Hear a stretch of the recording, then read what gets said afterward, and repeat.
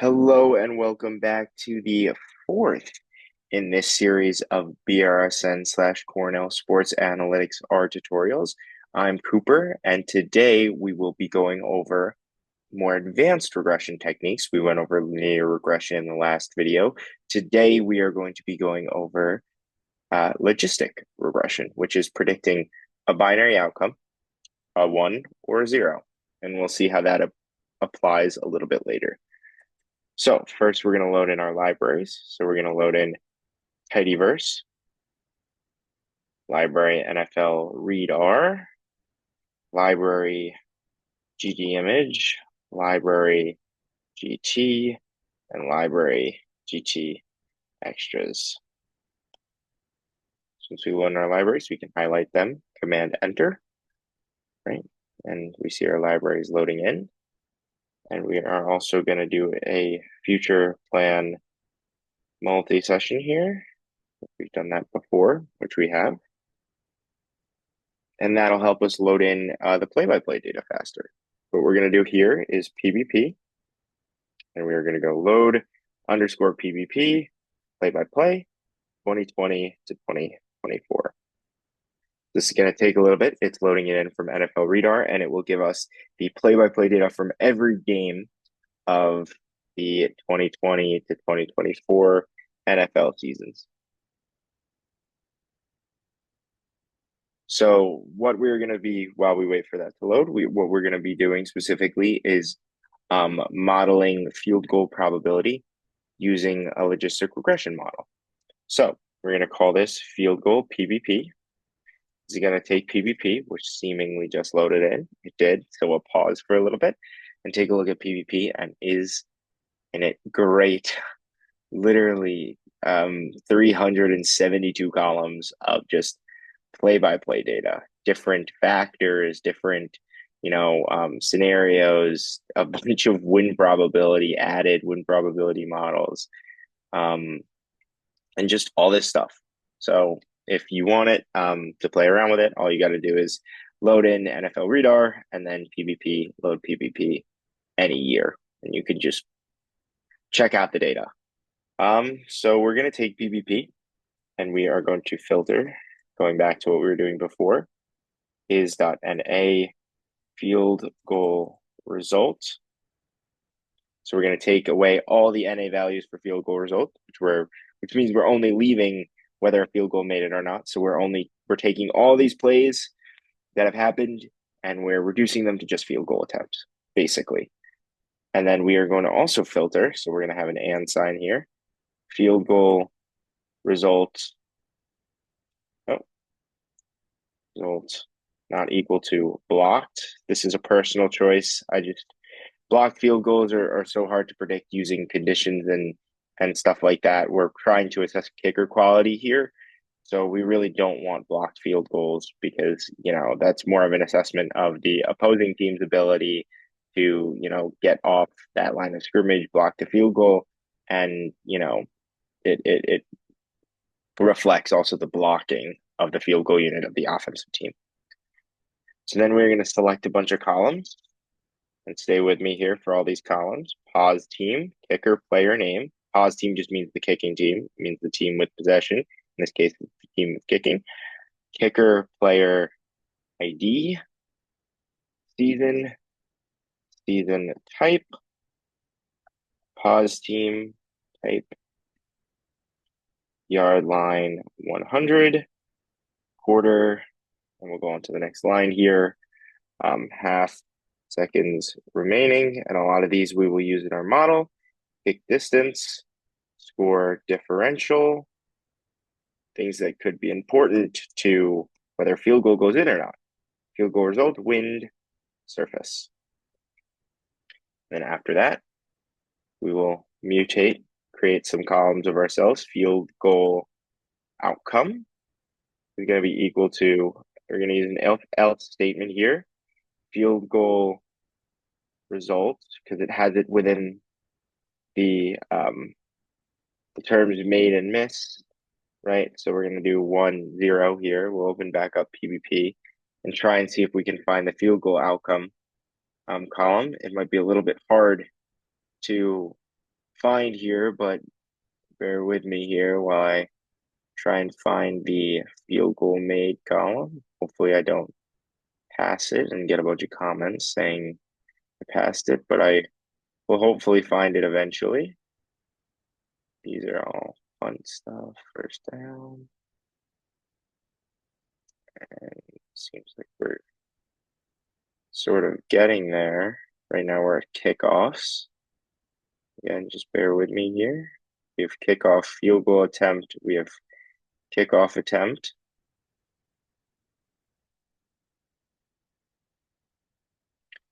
Maybe I have missed it. Here we have kicker player name, kicker player ID, which we used before. These are a lot of names and IDs. You can kind of get a sense while I'm scrolling through this for the data set as a whole.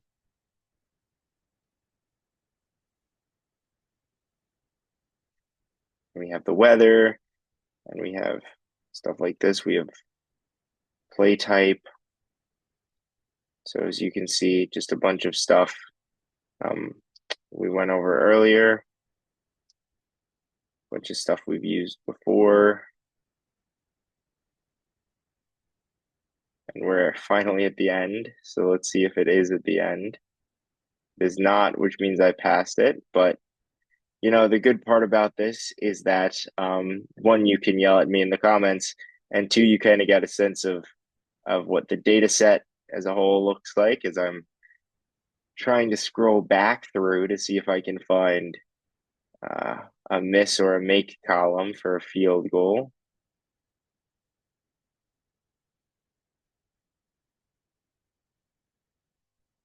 Must have passed it because it would probably have an NA because we wouldn't see any field goals here. Let me scroll down to a random spot. Scroll across here. Scroll down. Maybe I could get a field goal in this.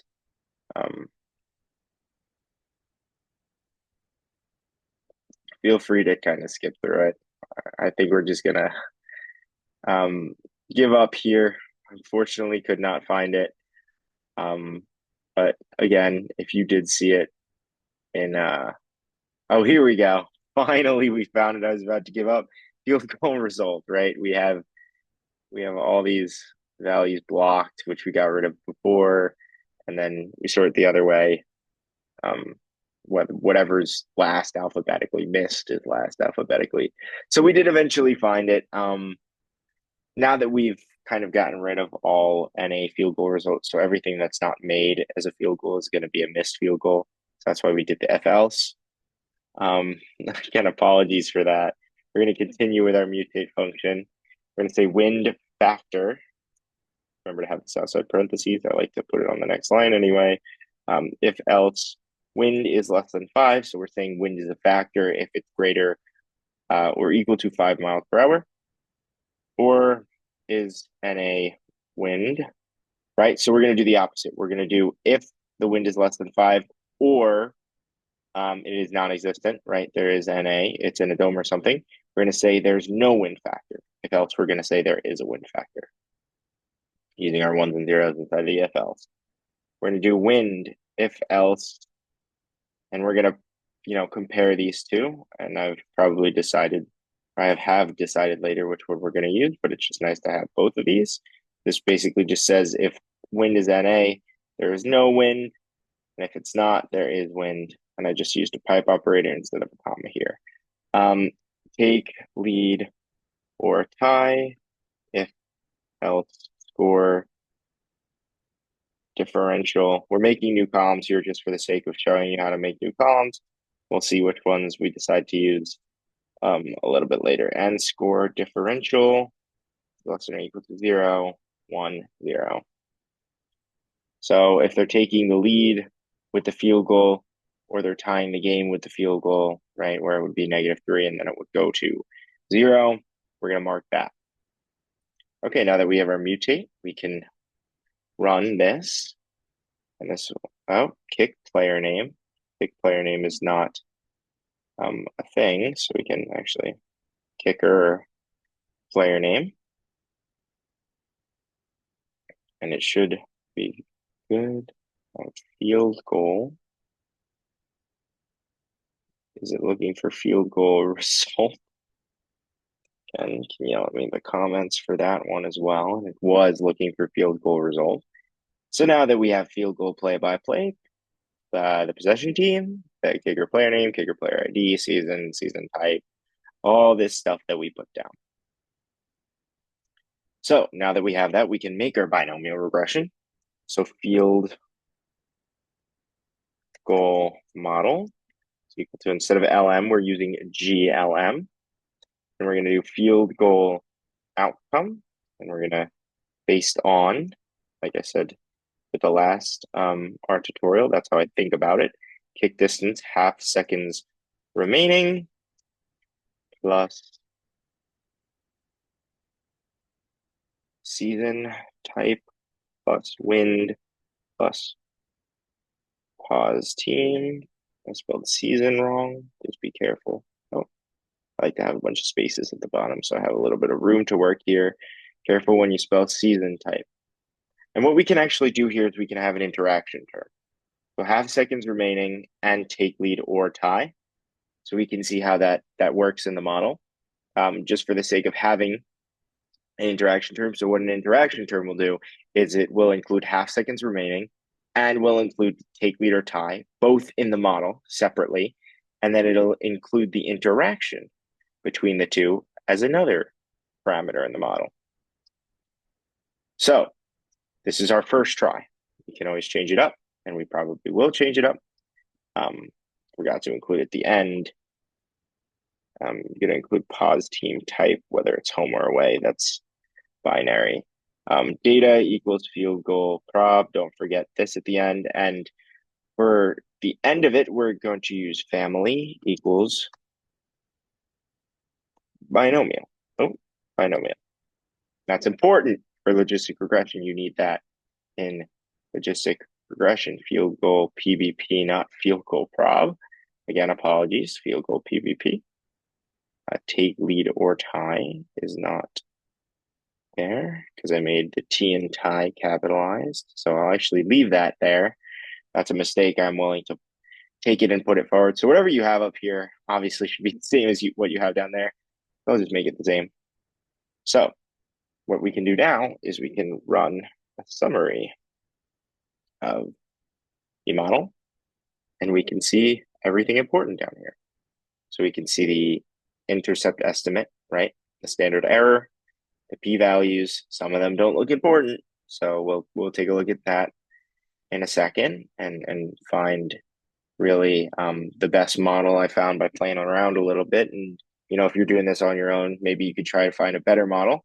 You can usually go using AIC or using deviance in this case to take a look at your models. So what we're going to do here is we are going to change up the model a little bit. We're going to call this field goal model best, right? And we are going to predict field goal outcome on kick distance, half seconds remaining, no more interaction effect. As we saw up here, interaction effect p-value is actually pretty high. We just wanted to try it out to explain what an interaction effect is.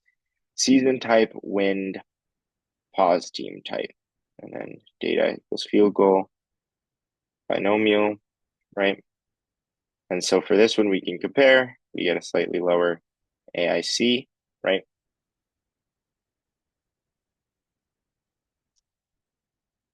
So an AIC you can use for, both linear and logistic. You have your AIC, BIC. But if you take a stats class, you really learn about those. malloc, even though it only works on linear regressions for the most part. But now that we have our field goal best model, we are going to now add the predictions to the data. So we're going to field goal PBP final. We're going to take field goal PBP and we're going to mutate field goal predict equals predict field goal model best. Make sure we're using field goal model best here. And the type is going to equal response. Make sure to spell that right. And then this turns, so when logistic regression does something, spits it out into log odds, which you could take a class on that, explain it in much better detail than I could. But basically, it's, I think you understand, or a lot of you out there understand what the concept of odds is. So it'll take these log odds, right? These are log odds, and it will turn them into probability. And there's a formula for that, that if you take a specific class, if you go to Cornell, I would heavily advise you to take categorical data, especially if you're a stats major, with Professor Melissa Smith, a very good class, and it teaches you all about linear regression, logistic regression, and it really goes into depth about what's going on here behind the scenes. So now we're going to have field goal over expected. We're going to say field goal outcome minus field, FG predict.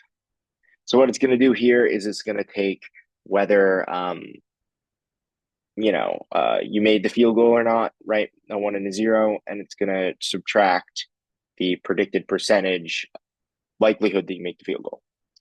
So when you run this, right, we can open field goal PVP final, and we can see the field goal prediction percentage of 72.8 around. And, the field goal was made by Robbie Gold. As you can see here, field goal result made, field goal outcome 1. So 1, right, minus 0.728 is going to equal this 0.27. So that's basically kind of like a score we're giving them for field goal, 27 percentage points over expected. So, and then we can actually sort by what's the highest projected field goal. We have a kick distance of only 21, a 0 score differential on AstroTurf, no wind, positive team is home. We did try, it is the postseason, which is interesting that it's still the highest. And we have this kick by Jaime Fairbairn, this kick by Matt Amendola, this kick by Evan McPherson in 2022. And then let's see the lowest field goal prediction. So the lowest of ones that were made was Justin Tucker in 2021 from the 48, the 66-yard record field goal. And this sticks out like a sore thumb. We have another one down here, Brandon McManus, his 63-yard field goal. So 2 of the hardest kicks of all time, right? Or 2 of the longest kicks of all time are, towards the bottom of our field goal predict list, which is what we like. Obviously, field goal length is a huge factor, but this really helped them in terms of their field goal over expected for that specific year. And we'll take a look at that for kickers specifically later. Now we can, or later is now, because we're going to analyze field goal kicker performance. So kicker performance, we're going to take FG BBP final, and we're going to group by, we all know group by, we've used it a lot, kicker, player, name, season, and pause team. So we're going to group by the kicker. If the kicker was on multiple teams that season, we're just going to group by their performance on that specific team. Usually if a kicker trades hands throughout the season, they're not one of the better kickers. So that's really not messing things up that much. We're going to select variables of pause team, season, kicker, player name, kicker, player ID, and field goal over expected, right? And we can kind of check kicker performance as this data frame, right? Pause team, season, kicker, kicker, player name, field goal over percentage. It has every field goal from every kicker, right? What we're going to do here is we are going to, now that we have our data grouped by, we are going to mutate field goals over expected as the total field goals over expected as the sum of each independent field goal over expected. So the sum of field goals over expected over the season is just the sum of each field goal over expected throughout the season. So we're going to do this, and then we are going to select, we're going to get rid of field goal OE because that's each independent field goal, right? And then we're going to ungroup. And then we run into this issue so many times. There are still 5,374 observations. A lot of them are the same, right? We have so many from 2024 Chris Boswell. What function do we use? We use the unique function. Type unique and that, right? And we get 244 entries. So the worst kicking season was the Patriots' Chad Ryland 2023 with almost -5 field goal over expected. Jake Moody last year was up there. Greg Zerloin last year was up there. He was, for any other Jets fans out there, very anti-clutch. Brandon Narvison from last year is up there. Just recent examples. The best, Pittsburgh, Chris Boswell this past season. He was immaculate. So was Brandon Aubrey. Chris Boswell's, the only 1/5 in either direction. Obviously, this is a metric that also heavily, is influenced by how many field goals you kick. But if you're kicking a lot of field goals, it depends on the case, right? But good field goal kickers are going to be trusted by their coaches to kick a lot of field goals. And then some field goal kickers, if they're poor. So there's a little bit of coach influence in here. There's a little bit of situational influence.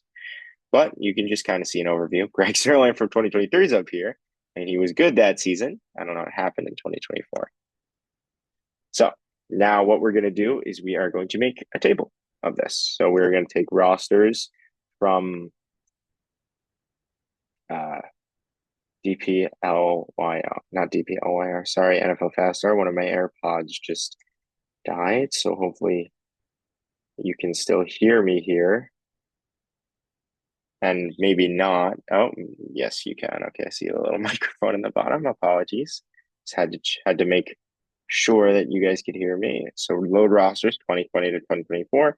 We're going to select the columns of full name, headshot, URL, thesis ID, GSIS ID, and then season.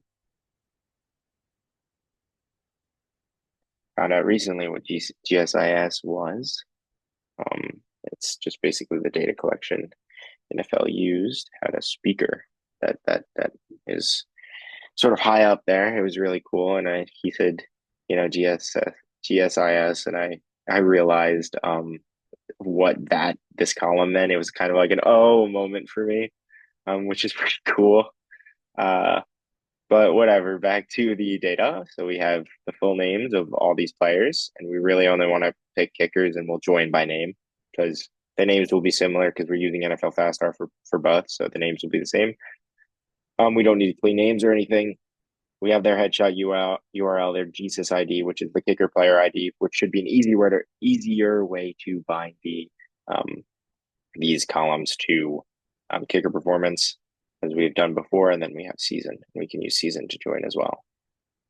So now that we have that, we can do kicker performance roster, kicker performance, and then we're going to write join rosters by, and we need the equal sign and the C if we're doing multiple, because we're going to do kicker player ID, ID equals GSIS ID, right? These all need to be in quotation marks, even if they're column names. And then we're going to do it also by season. And then we are going to run the unique function again, just to make sure everything's unique. We're going to drop any NA values, which means drop all the values of any player that is not a kicker. And then we are going to write join teams, colors, logos. We're going to select from teams, colors, logos, so we can put a pipe operator inside of a write join. So we're going to add it by team ABBR. We're going to select team ABBR and team logo ESPN. And then we're going to do this one by equals C pause team equals team ABBR. And then finally, hopefully this all works when we run it. We're going to select full name, headshot, URL, season, team, logo, ESPN, and finally field goal over expected. Hopefully this runs. This is a lot at the same time. Kicker performance is not found. It's because it's spelled wrong. Kicker teams, colors, logos, it's not found. So we're gonna do teams, colors.